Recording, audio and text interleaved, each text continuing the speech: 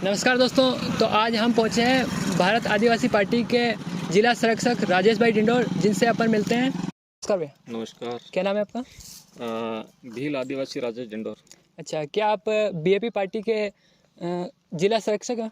हाँ, मैं भारत आदिवासी पार्टी का जिला संरक्षक हूँ और ज़िले की जो मुख्य जिम्मेदारी है पार्टी की, जो मुझे थोड़ा तेज दी है अच्छा जी। जिला संरक्षक के रूप में।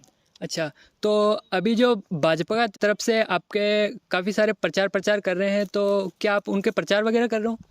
नहीं, अभी 4-5 दिन से ये बात चल रही है कि राजेश भाई जो भजन मंडलियों के माध्यम से हमारे बीजेपी का जो प्रचार कर रहे हैं, इस तरीके से जो ये अफवाहें उड़ा रहे हैं, लेकिन ये बिल्कुल सरासर गलत है। गलत इसलिए है क्योंकि हम जो हमारे जो आदिवासी इलाके के अंदर जो मामा बालेश्वर है के भगत हैं और उसके बाद में मावजी महाराज के भी भगत हैं, इस तरीके से बहुत सारे भगत हैं। तो उन भक्तों के बीच में हमारा क्या पूरा परिवार भगत से भी जुड़ा हुआ है, भगत हैं। तो इस तरीके से जो बातें चल रही, तो हम भजन मंडलियों के माध्यम से, उनका जनजागरण के माध्यम से हम उनको समझाने की जो कोशिश कर रहे हैं।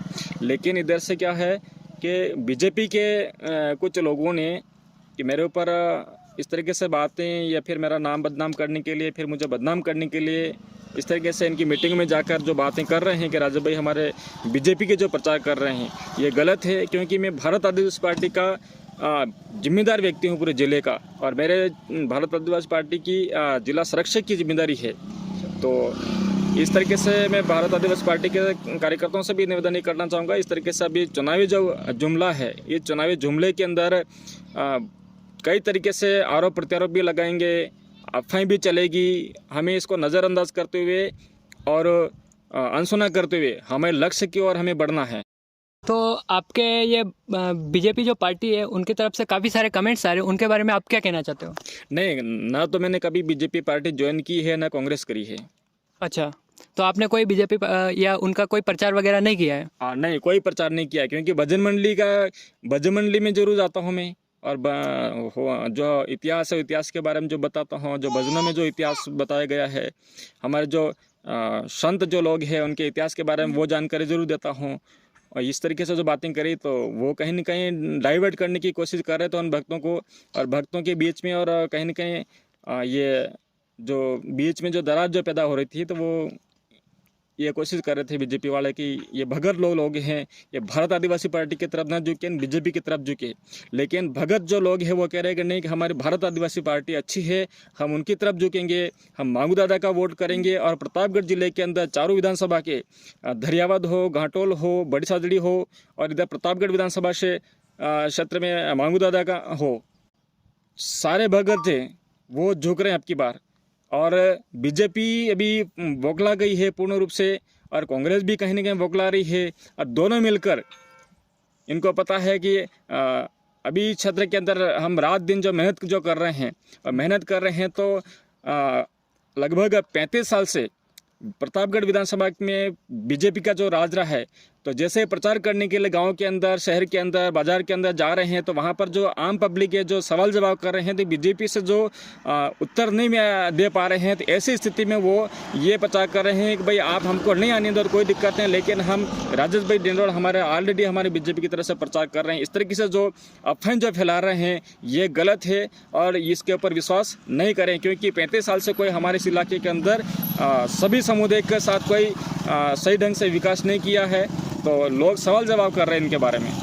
अच्छा, तो वो उत्तर नहीं दे पा रहे हैं। तो ऐसी स्थिति में उनको पता है कि इस इलाके के अंदर राजेश भाई जो ज़्यादातर प्रचार जो मांगीलाल जी जो भारत आदिवासी पार्टी से, जिसको प्रेम से प्यार से मांगू दादा कहते हैं, उनका ज़्यादा दबदबा पड़ रहा है यहाँ पर। और दिन रात जो भारत आदिवासी पार्टी के कार्यकर्ता जो दिन रात मेहनत कर रहे हैं, तो इनको डर की वजह से कहीं न कहीं हमारे कार्यकर्ताओं के बीच में जो मनमुटाव हो, इसलिए बातें फैलाई जा रही है। अच्छा, तो दोस्तों आप देख सकते हो, हम अभी राजेश भाई से मिले हैं, तो इनका कहना है कि ये सब फालतू की अफवाहें फैलाई जा रही है। इस बारे में आप गलत अफवाहें नहीं फैलाएं कृपया करके। और अगर भाजपा के जो लोग अगर मेरे प्रति अफवाह फैलाते हैं, तो मैं सीधा सीधा उनको नामजद और मानहानि का मुकदमा दर्ज करूंगा। अगर मुझे बदनाम करने की कोशिश करी, तो भले कांग्रेस का हो, भले बीजेपी का हो, ठीक है। और जब कांग्रेस का कोई प्रचार करने के आता है तो बीजेपी की झंडी उतार के जेब में डाल के कांग्रेस का झंडा लगाया जाता है। उसके बाद में वो लोग सारे के सारे कांग्रेस के साथ में रहते हैं। जब बीजेपी के लोग आते हैं तो कांग्रेस की झंडी उतार के जेब में डाल के फिर बीजेपी के साथ रहते हैं। कुल मिलाकर दोनों पार्टियां मुझे बदनाम करने की कोशिश कर रहे हैं, ये बिल्कुल गलत है। और हमारे इस इलाके के अंदर हम भारत आदिवासी पार्टी सभी समुदाय को, सभी वर्ग को साथ में लेकर चल रहे हैं। इसलिए इन कांग्रेस बीजेपी वालों का डर है कहीं न कहीं इस तरीके से हमारे कार्यकर्ताओं के अंदर मनमुटाव किस तरीके से हो, ये इन लोगों की रणनीति जो साजिश अभी ये स्थितियाँ चल रही है अभी। क्योंकि मुझे मेरे ऊपर बार बार जब फ़ोन आया कि भाई आपके ऊपर इस तरीके से बातें चल रही है, आपके इलाके के अंदर ये चल रही है, आप मांगू दादा का ज़्यादा प्रचार कर रहे हैं, मांगू दादा का दबदबा चल रहा है। तो भाई मांगू दादा का दबदबा का पिछले 6 साल से हम मुद्दे उठा रहे हैं इस इलाके के अंदर। हम मुद्दे ये उठा रहे हैं कि हमारे इस इलाके के अंदर शिक्षा की ज़रूरत है, स्वास्थ्य की ज़रूरत है और सड़कें व्यवस्थित रूप से नहीं है। हम बार बार ये मुद्दा उठा रहे हैं, कांग्रेस बीजेपी वाले जवाब नहीं दे पा रहे हैं।